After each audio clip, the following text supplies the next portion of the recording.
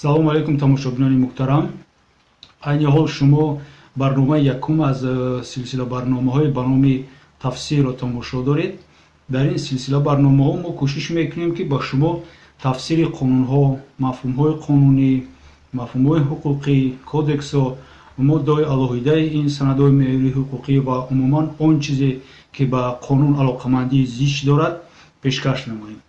албатта тафсири баъзе қонун ва кодексҳои ҷумҳурии Тоҷикистон ба мисли тафсири кодекси ҷиноятӣ, тафсири кодекси замин, кодекси оила ва ғайра мавҷуд аст, вале дастрасии онҳо ба аҳолии Тоҷикистон хеле ҳам мушкил аст, чунки дарёфт кардани онҳо дар китобхонаҳо, дар мағозаҳои китобфурӯшӣ хеле ҳам мушкил аст. ва барои ҳамин мо ният кардем ки бо барномаҳои худ каме ҳам бошад сатҳи дониши ҳуқуқии шаҳрвандони Тоҷикистонро баланд бардорем, то ин ки шаҳрвандони Тоҷикистон аз ҳуқуқ ва озодиҳои худ хабардор шуда баҳри ҳифзи онҳо аз ҳар гуна таҷовуз, маълумоте ки мо ба онҳо пешниҳод мекунем, самаранок истифода баранд. дар ин барнома мо дар бораи моддаи 15-уми кодекси мурофиавии ҷиноятии ҷумҳурии Тоҷикистон ки ном дорад эҳтимолияти бегуноҳӣ ба рӯси презумпсияи невиновности сухан хоҳем кард. инак шурӯъ мекунем.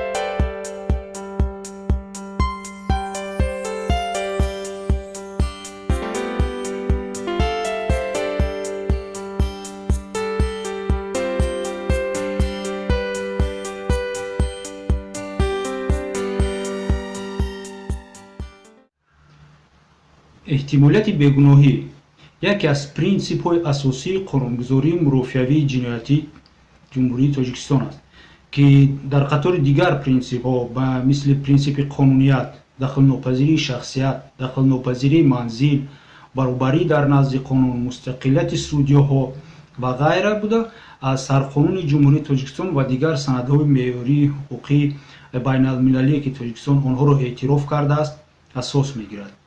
ин принсип дар сархати якуми моддаи 20 сарқонуни ҷумҳурии Тоҷикистон оварда шудааст.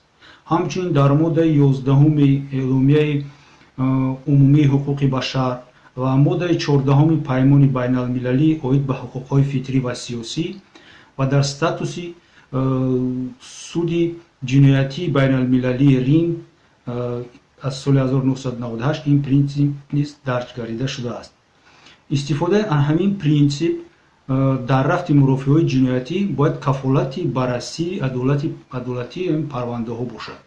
риоя кардани эҳтимолияти бегуноҳии дастгиршудаҳо аз тарафи мақомотҳои қудратӣ бо ҳамроҳии дигар принсипҳо аз қабили муҳокимаи ошкорои судӣ, ҳуқуқ ба ҳимоя ва дастрасӣ ба ҳимоя имконият медиҳанд ки шумораи парвандаҳои сохта беисбот фармоишӣ дар Тоҷикистон кам карда шаванд ва адолати судӣ ва адолати иҷтимоӣ каме ҳам бошад аз нав дар Тоҷикистон эҳё карда шавад.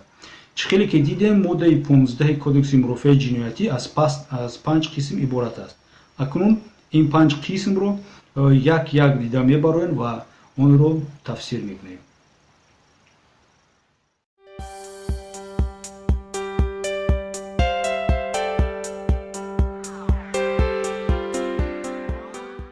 ин маънои онро дорад ки ҳеҷ касро, ҳатто агар ӯро расман ҳам мақомоти тафтишотӣ дар содир кардани ҷиноят гунаҳгор донад, ба ҳабс ҳам гирад ва ин хабарро низ расонавӣ кунад, комилан бегуноҳ ҳисобида мешавад.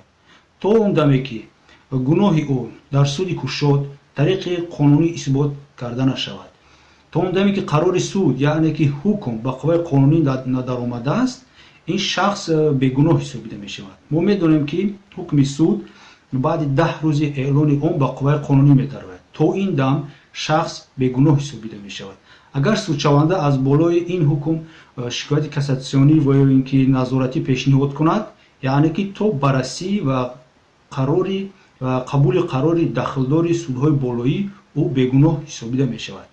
яъне ки ҳама гуна маълумот оиди гунаҳгор ва ҷинояткор будани ашхос то ба қувваи қонунӣ даромадани ҳукм ки дар расонаҳо ва комментарияҳои хизматчиёни давлатӣ ва дигар ашхос паҳн мешаванд ғайриқонунӣ мебошад ва ашхоси паҳнкунандаи чунин ахбор бояд ба ҷавобгарии ҷиноятӣ кашида шавад. дар расонаҳо набояд калимаи ҷинояткор балки гумонбаршуда ё дастгиршуда бояд навишт.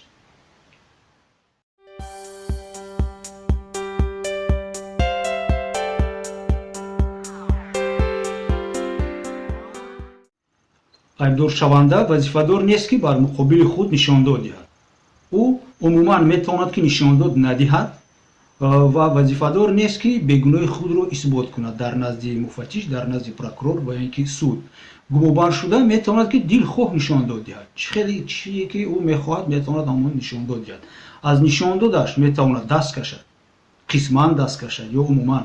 ҳатто ҳуқуқ дорад ки ба баъзе саволҳои додашудаи мақомоти тафтишотӣ умуман ҷавоб ҳам надиҳад. надодани нишондод ва ҳамкорӣ накардан ба мақомоти тафтишотӣ ва прокуратура ин маънои гунаҳкор будани ин шахсро надорад. ҳамчунин нишондоди бар дурӯғ ва мухталиф додан низ маънои гунаҳкор будани ӯро надорад. мутаассифона мо медонем ки дар Тоҷикистон надодани нишондод, саркашӣ кардан аз додани нишондод, нишондоди бар дурӯғ ва мухталиф ва нишондоде ки ба манфиати мақомоти қудративу суду прокуратура ва тафтишот ба манфиати онҳо нишондод нест, аз тарафи судҳо чун яке аз аломатҳои иқрори гуноҳ ҳисоб мешавад. суд ҳисоб мекунад ки судшаванда барои худро аз ҷавобгарии ҷиноятӣ озод кардан нишондодҳои мухталиф медиҳад ва фақат ба он нишондодҳое ки ба тарзи гуногуну ғайриқонунӣ дар рафти тафтишоти пешагӣ гирифта мешаванд такя мекунад ки ин нодуруст мебошад ва яке аз аломатҳои принсипи эҳтимолияти бегуноҳие ки мо ҳоло онро дида баромада истодаем вайрон мекунад.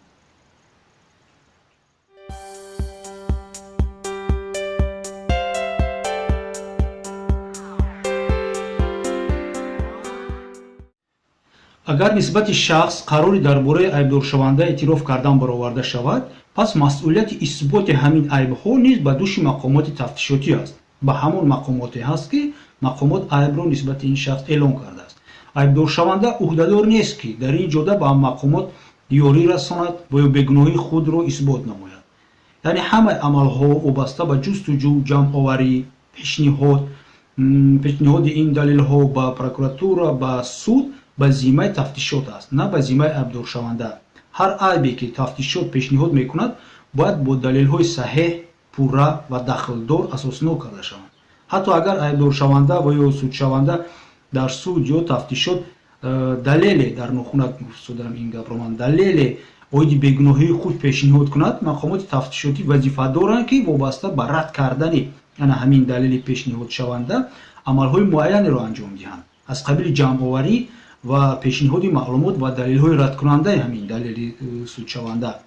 тафтишот ба ҳеҷ гуна шарт ва дар ҳеҷ гуна шароит на аз тарафи суд ва на аз тарафи дигар мақомоти давлатии дахлдор аз уҳдадории рад кардани чунин далели тарафи ҳимоя озод карда намешавад. рад кардани дархост ва далелҳои айбдоршаванда ё судшаванда фақат ба тахмини он ки онҳо нодуруст ҳастанд ва дар ин мурофиат ҷоиз нест ғайриқонунӣ аст. бояд тамоми далел, тамоми даъвоҳое ки дархостҳое ки тарафи ҳимоя пешниҳод мекунад дар асоси қонун бо гузарондани амалиётҳои гуногуни мухталифи қонунӣ мурофиавӣ бартараф карда шаванд.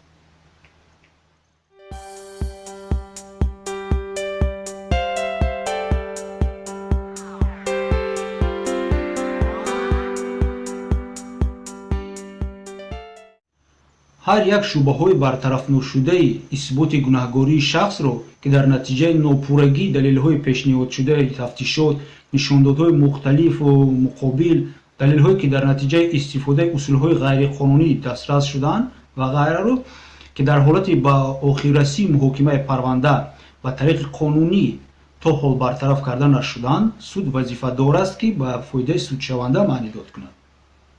яъне ки он чизеро ки пурра бе ягон шубҳа тарафи айбдоркунандаи давлатӣ ҳамчун далел эътироф кард ва ҳамчун асос пешниҳод кард ба суд вале исботи онро наёфт ва нисбати он далелҳое ки айбдоркунандаи давлатӣ ба суд пешниҳод кард вале аз тарафи ҳимоя далелҳои зидди далелҳои айбдоркунанда пешниҳод шуд ва айбдоркунандаи давлатӣ натонест онҳоро рад кунад, ягон далели худро пешниҳод кунад, бояд аз тарафи суд ҳамчун асос ва далелҳои шубҳанок эътироф шуда онҳо ба тарафи айбдоркунанда, ба тарафи судшаванда гумонбаршуда маънидод карда шаванд, яъне ба фоидаи ӯ. Ба ин шубҳа метавонанд мисол дохил шаванд нишондодҳои мухталифи шоҳидон.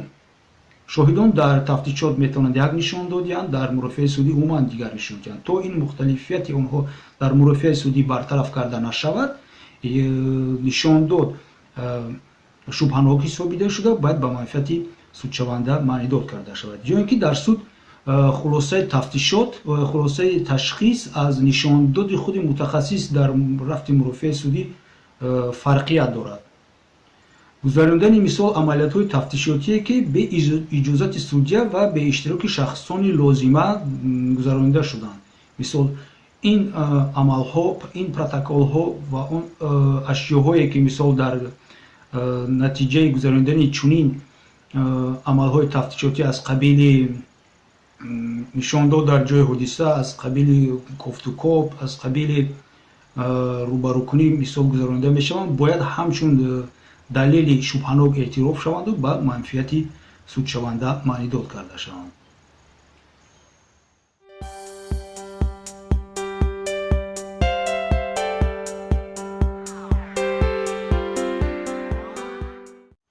ҳукми суд ҳеҷ гоҳ наметавонад ки ба тахмин ва ё хаёлоти тафтишот ва ё суд асоснок карда шавад.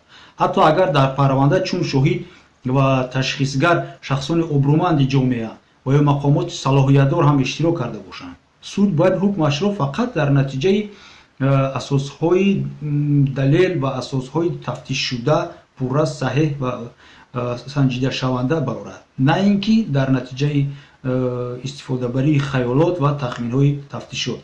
Тамоми асосҳое ки суд ҳангоми баровардани ҳукмаш ба онҳо такя мекунад, чӣ хеле ки мо гуфтем, бояд пурра бошанд, ҳаматарафа, асоснок дошта бошанд, дахлдор бошанд ба ҳамин парванда ва саҳеҳ бошанд. Нишондоди шоҳидоне ки наметавонанд масалан махзан маълумоташонро нишон диҳанд, ё ин ки даъвои тафтишот ва айбдоркунандаи давлатие ки барои он ягон далел пешниҳод нашудааст ва фақат аз суханони холӣ иборат аст. Ба мисоле ки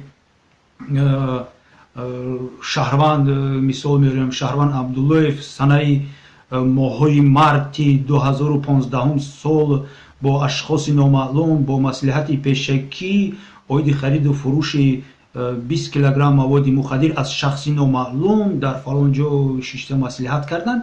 Чунин асос набояд аз тарафи суд қабул карда шавад. Бояд аниқ карда шавад ки Абдуллоев бо ки вохӯрд, кай вохӯрд, оиди чӣ маслиҳат карданд, аз кадом шахсе маводи мухаддирро мегирифтанд ё ки намегирифтанд. Бояд тамоми далелҳо санҷидашаванда бошанд. Масалан мавҷуд будани далелҳои дигар ҳаст. Бисёр дар нохунак онҳо ҳам низ ҳастанд далелҳои махфӣ ки ба суд пешниҳод намешаванд, вале мақомоти айбдоркунандаи давлатӣ, прокуратура мегӯяд ки чунин далелҳо ҳаст, вале аз сабаби сирри давлатӣ буданашон онҳо ба суд пешниҳод карда намешаванд, вале ки хоҳиш мекунанд ки суд бовар кунад ки чунин далелҳо ҳаст. Инҳо низ ҳамчун хаёлот ва тахмин ҳисобида бояд шаванд ва дар асоси чунин хаёлот ва тахминот ва гапҳои бофта, гапҳои беасос бояд шахс ҳукм карда нашавад. Дар ин ҳолат суд чӣ кор карда метавонад? Дар ин ҳолат суд бояд парвандаро ба тафтишоти иловагӣ бо нишондоди бартараф кардани он камбудиҳое ки дар натиҷаи баррасии парванда муайян шуд ба тафтишоти пешакӣ ирсол мекунад, ё ин ки ҳукм дар асоси фақат ҳамон далелҳое ки кофӣ буданд, далелҳое ки пурра буданд, асоснок буданд, қонунӣ буданд мебарорад, ё ин ки умуман бинобар исбот нашудани гуноҳи айбдоршаванда ӯро сафед мекунад ва ба озодӣ ҷавоб медиҳад. ин буд тавсии моддаи 15 кодекси мурофиаи ҷиноятии ҷумҳурии Тоҷикистон. тамошобинони муҳтарам, агар савол ва иловае дошта бошед ба он чизе ки мо гуфтем, агар ягон хатогии моро ёфтед, агар ягон пешниҳоди дигар доштед барои баррасӣ ва давом кардани чунин барномаҳо, мо хоҳишмандем ки бо мо дар тамос бошед. ҳатман мо суханони шуморо гӯш мекунем ва бо назардошти манфиатҳои шумо, бо назардошти он чизе ки шумо аз мо мехоҳед ва кадом саволҳое ки мехоҳед, бо барномаҳои ояндаи худро тайёр хоҳем кард. ташаккур ба диққататон.